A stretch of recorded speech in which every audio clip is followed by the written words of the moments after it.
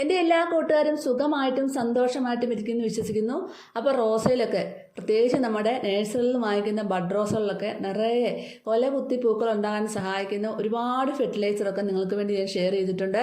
ഒരുപാട് പേരത് ട്രൈ ചെയ്ത് നോക്കി അത് എല്ലാം നോക്കിയിട്ട് ഒരുപാട് പേർക്ക് റിസൾട്ടും കിട്ടിയിട്ടുണ്ട്.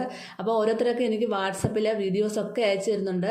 അപ്പോൾ നാളെ എന്തായാലും ആ ഒരു വീഡിയോ ഉണ്ടായിരിക്കും. നമ്മുടെ ഒരു സബ്സ്ക്രൈബർ അവരുടെ റോസ് നല്ലവണ്ണം പൂക്കളിട്ടിരിക്കുന്ന ഒരു വീഡിയോസ് എനിക്ക് അയച്ചു തന്നിട്ടുണ്ട്. അപ്പം നാളെ അത് ഞാൻ കാണിക്കുന്നതായിരിക്കും. തീർച്ചയായിട്ടും എല്ലാവരും കാണാൻ മറക്കല്ലേ. അവരുടെ ഒരു സന്തോഷമാണ് നമ്മളുടെ എൻ്റെയും സന്തോഷം. അപ്പം നമ്മുടെ ആ വളങ്ങളൊക്കെ ചെയ്ത് നോക്കിയിട്ട് നല്ല റിസൾട്ട് കിട്ടുന്നുണ്ടെന്ന് അറിഞ്ഞത് ഒരുപാട് സന്തോഷമുണ്ട്. തീർച്ചയായിട്ടും നിങ്ങൾ ആ വീഡിയോ നാളെ കാണാൻ മറക്കല്ലേ. ഇതേ സമയത്ത് തന്നെ ഞാൻ വീഡിയോ ഇടുന്നതായിരിക്കും കേട്ടോ. കറക്റ്റ് 2 മണി കഴിയുമ്പോൾ ആ വീഡിയോ ഇടുന്നതായിരിക്കുമേ. അപ്പോൾ ഇന്നും ഞാൻ നല്ലൊരു ഫെർട്ടിലൈസറാണ് നിങ്ങൾക്ക് വേണ്ടി ഷെയർ ചെയ്യുന്നത്.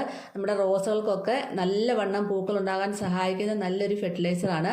അപ്പം തീർച്ചയായിട്ടും നിങ്ങൾ ആ വീഡിയോ സ്കിപ്പ് ചെയ്യാനേ കാണണം. വീഡിയോയിലേക്ക് പോകുന്നതിന് മുമ്പായിട്ട് ഇതുവരെ എൻ്റെ ചാനൽ സബ്സ്ക്രൈബ് ചെയ്യാത്ത പുതിയ കൂട്ടുകാർ ആരെങ്കിലും ഉണ്ടെങ്കിൽ എൻ്റെ ചാനലൊന്ന് സബ്സ്ക്രൈബ് ചെയ്ത് സപ്പോർട്ട് ചെയ്ത് ഒരു ലൈക്ക് തരാൻ മറക്കല്ല കേട്ടോ.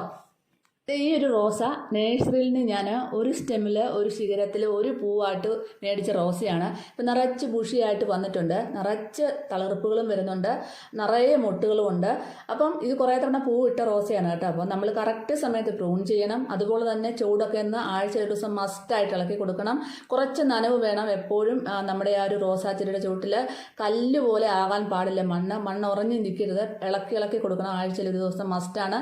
എന്നാൽ മാത്രമേ പുതിയ തളിർപ്പുകളൊക്കെ പൊട്ടി വരത്തുള്ളൂ. പിന്നെ ഫെർട്ടിലൈസർ അത്യാവശ്യമാണ് റോസയ്ക്ക്. ആഴ്ചയിൽ ഒരു ദിവസവും 15 ദിവസം ഒരു കൂടുമ്പോഴൊക്കെ നമ്മൾ ഫെർട്ടിലൈസർ മാറി കൊടുക്കണം. നമ്മുടെ വീട്ടിൽ തന്നെയുള്ള ജൈവവളങ്ങൾ ഒരുപാട് കൊടുക്കാം. അതുകൂടാതെ NPK കൊടുക്കാം. NPK 19 ഇടയ്ക്ക് കൊടുക്കാം. അതുപോലെ തന്നെ നല്ല നമ്മുടെ എക്സോഡസ് സ്പ്രേ ചെയ്ത് കൊടുക്കണം 15 ദിവസം കൂടുമ്പോൾ ഒരിക്കൽ.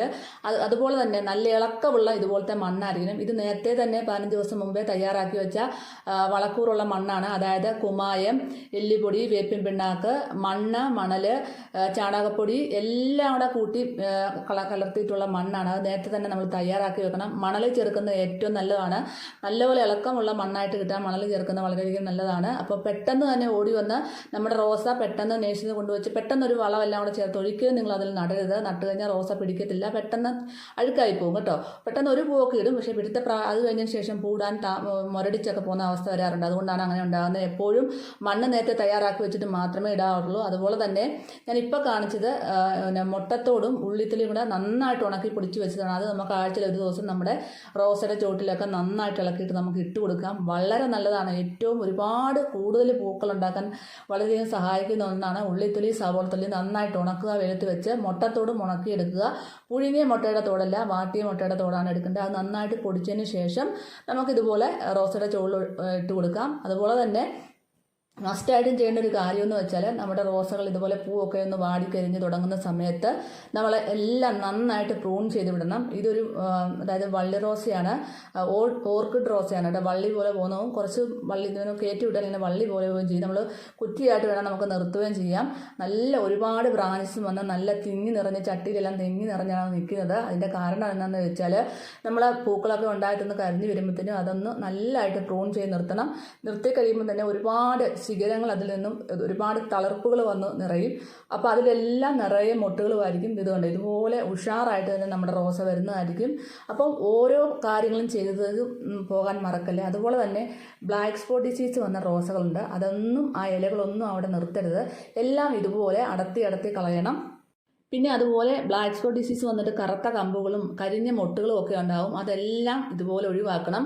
എത്ര നമ്മൾ ശ്രദ്ധിച്ചാലും നമ്മുടെ റോസയിൽ ഇങ്ങനത്തെ പ്രശ്നങ്ങളൊക്കെ വരും. അപ്പോൾ അത് നോക്കിയും കണ്ടും എല്ലാം കറക്റ്റ് ചെയ്ത് കൊടുക്കണം. അതിനുശേഷം ഞാൻ ഇന്ന് ചെയ്ത് കൊടുത്തതെന്ന് വെച്ചാൽ വേപ്പെണ്ണ 5 മില്ലി വേപ്പെണ്ണയും ഒരു 2-3 തുള്ളി സോപ്പ് ലിക്വിഡോടെ നന്നായിട്ട് മിക്സ് ചെയ്തിട്ട് 1 ലിറ്റർ വെള്ളത്തിൽ ഡൈല്യൂട്ട് ചെയ്തതിന് ശേഷം സ്പ്രേ ചെയ്ത് കൊടുക്കുക. അപ്പോൾ ഈ ബ്ലാക്ക് സ്പോട്ട് ഡിസീസും മുരടിപ്പും കറുത്ത കമ്പുകളും കീടങ്ങളുടെ ശല്യം എല്ലാം മാറിക്കിട്ടാൻ വളരെയധികം നല്ലതാണ്.